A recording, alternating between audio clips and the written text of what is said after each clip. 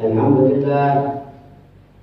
لله على هذه النعمة، نعمة الاجتماع ونعمة الأعيان. أدام الله لنا ولكم. اللهم صل وسلم على سيدنا ونبينا محمد مفتاح باب رحمة الله عدد ما فعل الله صلاة وسلاما دائمين متلازمين بجواب ملك الله وعلى آله وصحبه ومن تبع هداه. أشهد أن لا إله إلا الله وحده لا شريك له، وأشهد أن سيدنا محمدا عبده ورسوله لا نبي بعده. عباد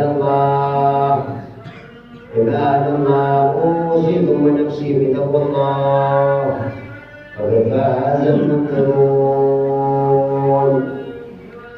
قال الله تعالى في كتابه الكريم: إنا أعطيناك الكوثر فصل لربك وانحر إن شانئك هو الأبتر. Hamba Allah di pagi yang mulia ini tidaklah ada yang pantas untuk kita tambahkan kecuali ketakwaan kepada Allah Subhanahu wa taala. Faqad fazal muttaqun. Karena sungguh Allah Subhanahu wa taala berfirman, faqad fazal muttaqun. Hanya orang-orang yang bertakwa saja yang akan menjadi orang-orang yang beruntung. Tidaklah umat manusia Allah ciptakan di muka bumi kecuali mempunyai misi sebagai apa? Wa ma khalaqtul jinna wal insa illa liya'budun. Tidaklah Allah ciptakan golongan jin dan manusia kecuali untuk beribadah kepada Allah Subhanahu wa taala. Ketika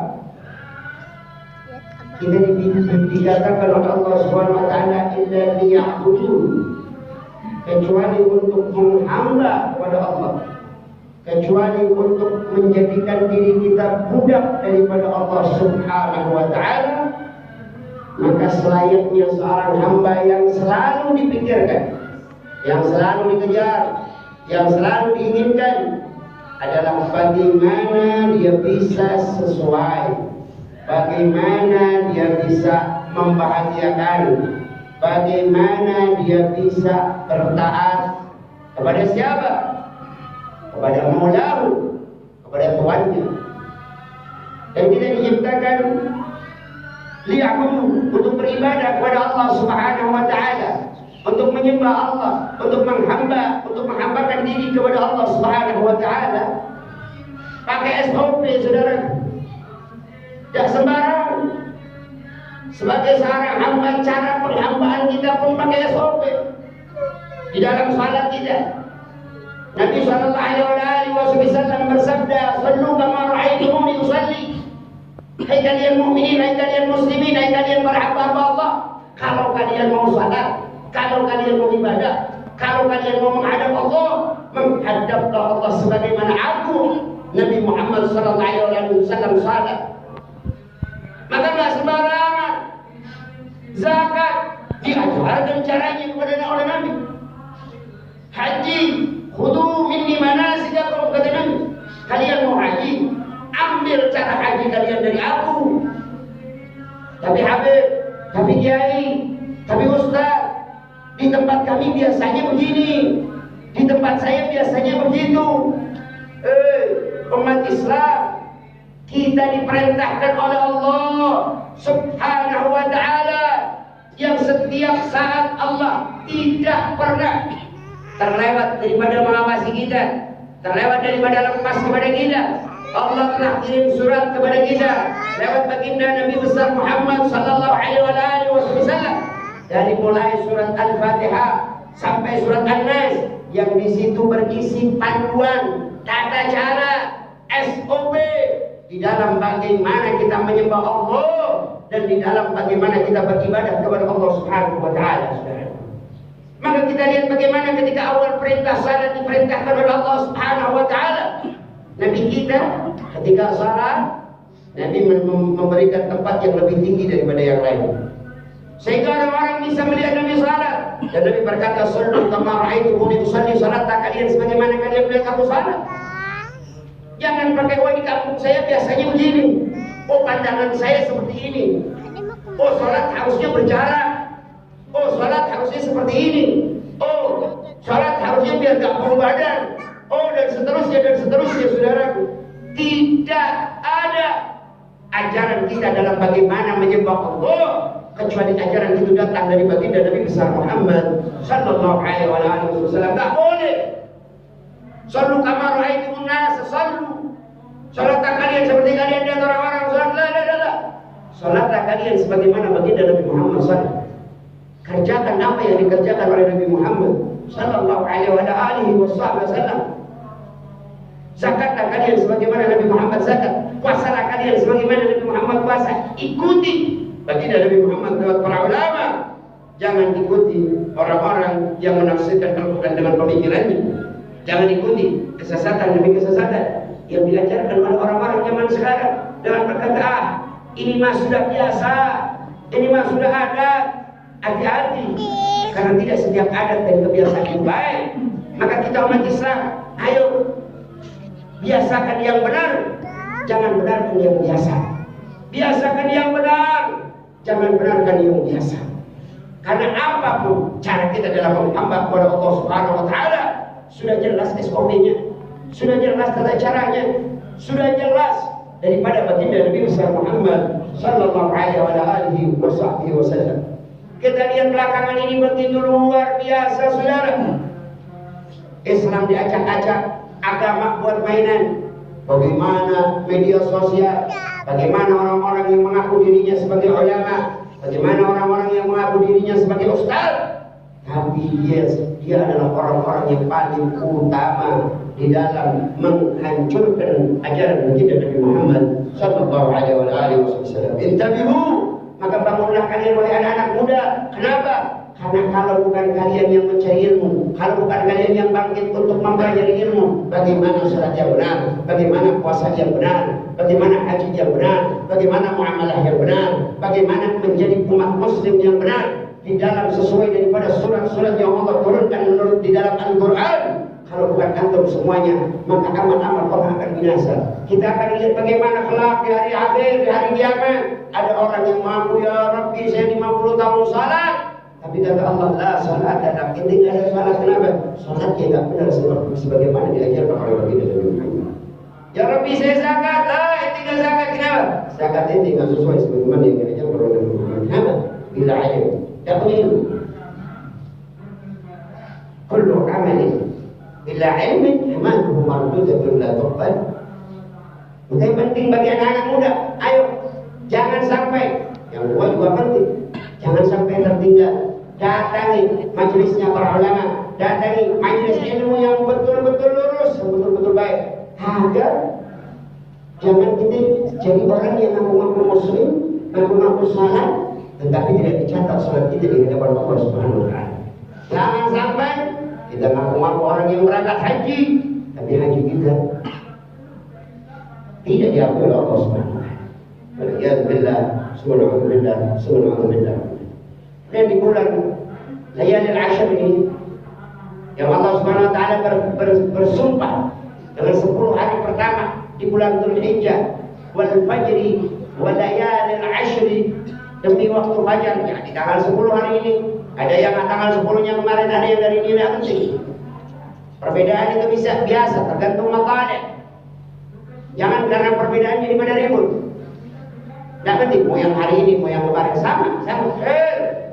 Semuanya masih sebagaimana koridor baginda Nabi Muhammad sallallahu alaihi wasallam. Semuanya masih dalam jalur baginda Nabi Muhammad sallallahu alaihi wasallam. Tidak ada yang keluar dari jalur baginda Nabi Muhammad sallallahu alaihi wasallam. Yang hari ini, yang kemarin.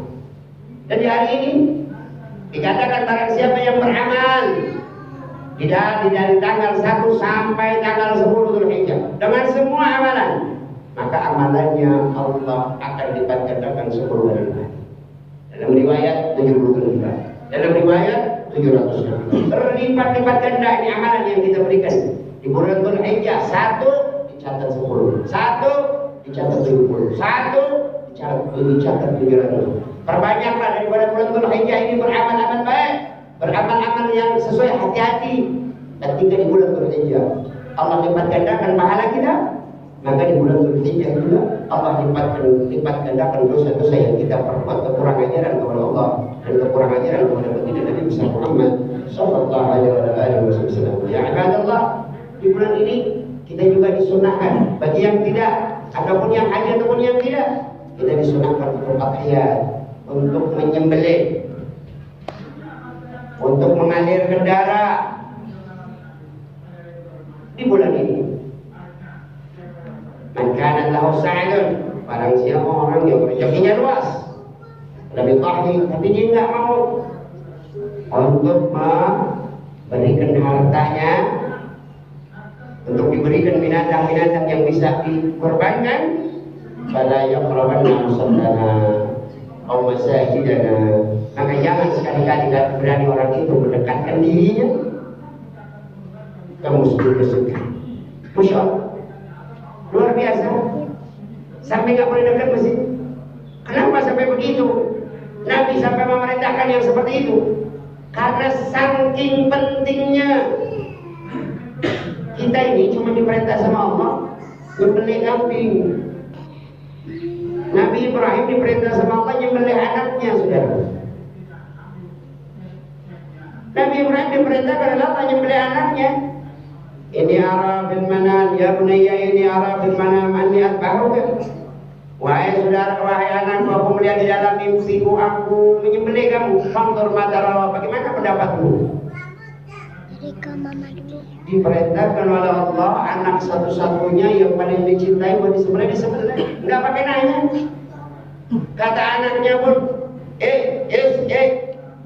if'al ma tu'mar, wahai ayahku, kerjakan apa yang diperintahkan kepadamu. Satajiduni insyaallah minas sabirin. Anak ini orang yang sabar kalau perintah dari Allah. Kalau Allah perintahkan saya sembelih aja, tak usah pakai mikir ya wahai ayah. Kita nggak disuruh untuk menyembelih anak kita. Bahkan kita nggak disuruh untuk memberikan harta yang paling baik yang kita punya. Lah, wallahi la.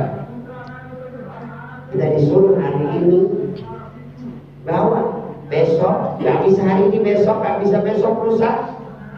Bawa binatang-binatang yang akan kau sembelih kau bagikan kepada muslim.